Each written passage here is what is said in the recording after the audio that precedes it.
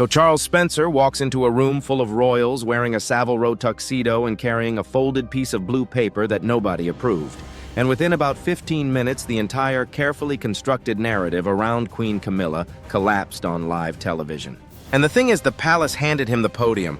They literally invited him to speak, wrote a speech for him, loaded it into the teleprompters, and assumed he would just read it because that's what aristocrats do at galas. They smile. They make polite remarks about legacy and unity, and they go home.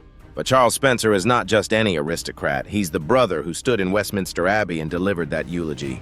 He's the one who refused to let the palace control how Diana's sons mourned their mother. And apparently, he's also the one who spent 6 months working with lawyers to create a legal structure so airtight that not even the king could touch it. So when he stepped up to that podium at the Victoria and Albert Museum, he wasn't there to surrender anything. He was there to detonate something. And before we get into exactly how this all fell apart real quick, if you enjoy breaking down royal drama and the moments where the palace loses control of the narrative, hit subscribe to Crown Watch. We're following every thread of this story. Okay, so let's talk about what actually happened inside that gala, because the contradictions start piling up before Charles even walks through the door. That morning, the palace press office had leaked a briefing to the Times saying the Spencer family was about to hand over Diana's final artifacts to the Crown Trust. They framed it as healing, they framed it as unity, and they did it deliberately, knowing that if the public expected a surrender, Charles would look like the aggressor if he refused. It's a classic palace PR move: set the expectation, force compliance through public pressure, and make anyone who resists look petty and difficult. They assumed Charles would fold. They assumed wrong. What they didn't know, what nobody in that room knew except for 2 people, is that Charles and Prince William had been working on something completely different. And the timeline here matters because it shows this wasn't a spur-of-the-moment emotional decision. 6 months of legal work, 6 months of absolute secrecy. The kind of secrecy where you can't tell your staff, you can't tell your friends, and you definitely can't let anything leak to the palace machine. Charles had a lead barrister working on creating what's called a sovereign trust, which is basically a legal entity that exists outside the reach of the crown. The British monarch has a lot of power, but sovereign immunity doesn't apply to private trusts that are structured correctly. And Diana's divorce settlement from 1996 had an obscure clause buried in it that her lawyers quietly inserted while the palace was focused on stripping her HRH title. That clause said her private intellectual property, her diaries, her letters, her personal papers would forever remain the property of a private citizen. The palace didn't think it mattered at the time. They were so focused on removing her royal status that they overlooked the one thing that would come back to haunt them 3 decades later. You have to appreciate the legal genius of what Diana's team did back in 1996. They were negotiating against the full weight of the Crown's legal apparatus, an institution that had spent centuries perfecting the art of absorbing private assets into royal control. And while the palace lawyers were obsessing over titles and precedents, and whether Diana would still be called Her Royal Highness, her own legal team slipped in a clause that seemed utterly trivial at the time. It was buried in paragraph 17, subsection 4 of the financial settlement. Nobody flagged it because it didn't involve money or property in the traditional sense. It was about intellectual property, about personal papers, about the intangible things that don't show up on a balance sheet. The palace lawyers read it, shrugged, and moved on to arguing about the divorce payout. They had no idea that 28 years later that forgotten clause would become the legal foundation for dismantling their entire narrative control operation. And Charles Spencer knew about that clause because Diana had told him about it. She had sat with him at Althorpe one summer afternoon and explained exactly what her lawyers had done and why. She said the palace would try to rewrite her story after she was gone. She said they would wait until enough time had passed, until the public grief had softened into nostalgia, and then they would move in and claim everything. She made Charles promise that he would never let that happen. And Charles Spencer is a man who keeps his promises. So now we're at the gala. Queen Camilla is sitting at the head table wearing the Greville emeralds, which is a choice. Those emeralds have history. They belonged to Queen Mary, then to the Queen Mother, and now they're on Camilla. She's positioned as the matriarch, the woman who outlasted the scandal, the woman who finally secured the crown. Her PR team has spent years softening her image, painting her as the quiet, misunderstood partner of the king. And this gala is supposed to be the culmination of that. The final step in absorbing Diana's legacy into the palace's controlled historical narrative. The white lilies everywhere, Diana's favorite flower used as decoration at the event where her memory was supposed to be boxed up and archived. It's almost too on the nose. But Camilla is confident. She's sitting there with the French ambassador making small talk about healing and unity, and she waves off her equerry's concerns about Charles arriving. She thinks his tension is nerves. She thinks he's struggling with the humiliation of public surrender. She has no idea what is about to happen. The atmosphere in that room before Charles entered was almost celebratory. The palace had orchestrated every detail. The lighting was warm and flattering. The champagne was vintage Krug. The seating chart had been arranged to project an image of harmonious continuity with Camilla at the center, surrounded by loyal courtiers and carefully selected members of the aristocracy who could be counted on to applaud at the right moments. The cameras were positioned to capture her best angles. The teleprompters were loaded and tested. It was a stage production designed to broadcast one message to the world: the drama of the past is over. The crown has prevailed, and we are all one happy family now. But stage productions depend on everyone following the script, and Charles Spencer had brought his own script, one that had been quietly written and legally fortified over 6 months of late-night meetings and encrypted phone calls and documents signed in solicitors' offices, far from the prying eyes of the royal household. The palace had spent half a year planning a coronation of their narrative. Charles and William had spent that same half year planning an insurrection. Meanwhile, Prince William is sitting 2 tables away in his garter night evening dress, projecting absolute composure. And this is where it gets really interesting, because William's stillness wasn't stoicism, it was focus. He had a black encrypted phone in his pocket, which is a massive security violation at a royal event. Royal protection officers are hyper-vigilant about unauthorized devices. But William is the Prince of Wales. He has emergency override codes for the Royal Broadcasting Network, a failsafe designed for national crisis. Nobody questions the heir to the throne accessing systems he technically has authority over. And what William did with that authority is the kind of move that takes years of patience to execute. He didn't just scramble a teleprompter, he commandeered the entire broadcast feed. When Charles Spencer walked to that podium, the palace-approved speech was glowing on the glass screens. The first line read, "I am profoundly honored to permanently transfer the Spencer Historical Trust to the Crown." Charles looked at those words, and then William tapped his phone twice, and the screens went black. The control room beneath the museum went into complete panic, error codes everywhere. They tried to cut the live feed to the 3 million people watching at home, but they couldn't. William had activated a Code Alpha override, a protocol meant for national security emergencies. The only way to stop that broadcast would have been to physically cut the power cables to the museum. And nobody was going to do that in the middle of a televised Royal Gala. The chaos in that control room was absolute. Technicians were shouting over each other, frantically typing commands that did nothing, pulling up diagnostic screens that showed a complete system lockdown. The director was screaming into his headset for someone to kill the master power switch. But the master power switch was in a locked room 2 floors below, and the override protocol had changed the access codes. The broadcast engineers who had spent weeks preparing for this event, who had run countless rehearsals and checked every contingency, suddenly found themselves locked out of their own equipment. One of them later described it as watching a ghost take control of the ship. And while they were panicking, Charles Spencer was unfolding his blue paper and preparing to speak. The 3 million people watching at home had no idea they were witnessing a technological coup in real time. They just saw a man step up to a podium with no teleprompter and no notes except a single folded document. And they sensed that something was about to happen that the palace had not planned. So Charles is standing at the podium with no teleprompter, no approved speech, and a room full of 500 aristocrats and dignitaries waiting for him to speak. And he doesn't panic. He doesn't hesitate. He reaches into his tuxedo jacket and pulls out that pale blue paper with a High Court of Chancery seal on it. And you have to understand what that seal represents. The High Court of Chancery deals with trusts, estates, and equitable claims. It's not criminal court. It's the court that handles property and legacy. A document bearing that seal means something has been legally structured and approved at the highest level.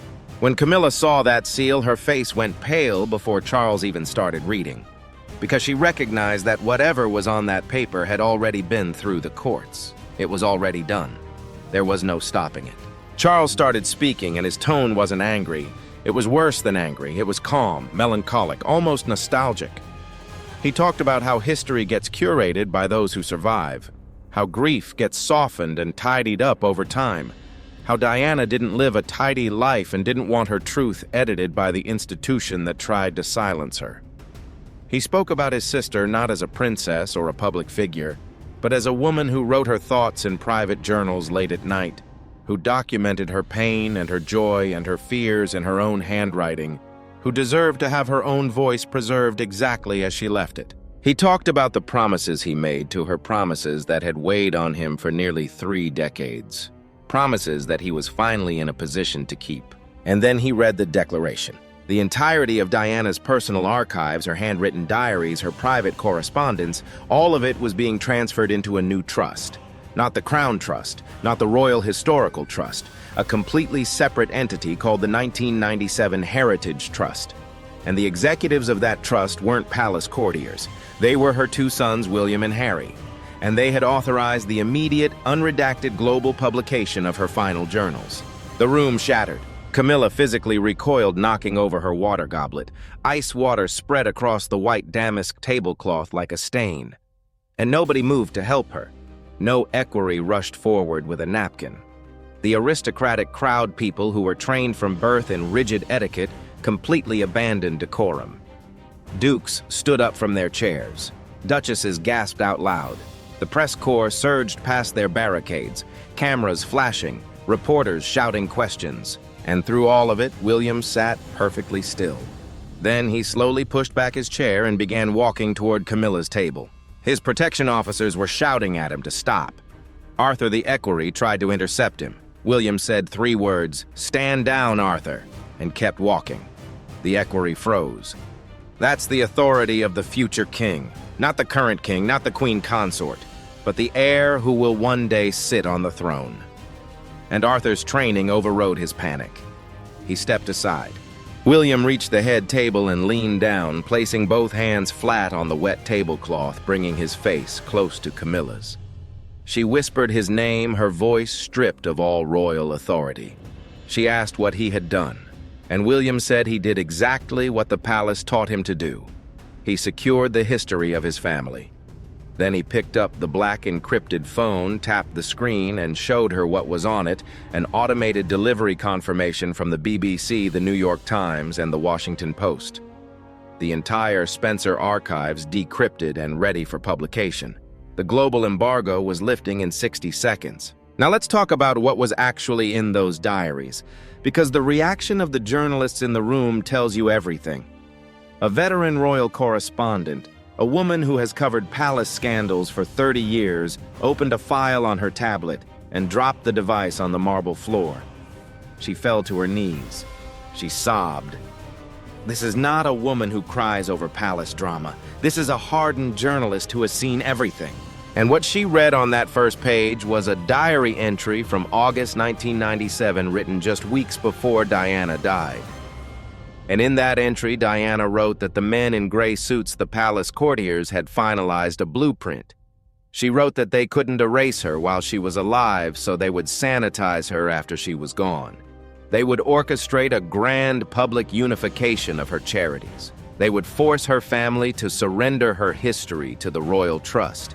And Camilla would wear the crown's emeralds, smiling at the cameras, using Diana's stolen legacy to wash the blood from her hands. Diana wrote that in 1997. She predicted the exact scenario that was playing out in that room. The gala, the trust, the emeralds, the cameras, all of it.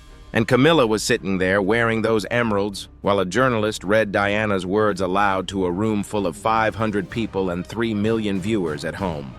The illusion that the palace had spent millions of pounds constructing the image of Camilla as the quiet, dignified consort who had earned her place through patience and devotion just evaporated.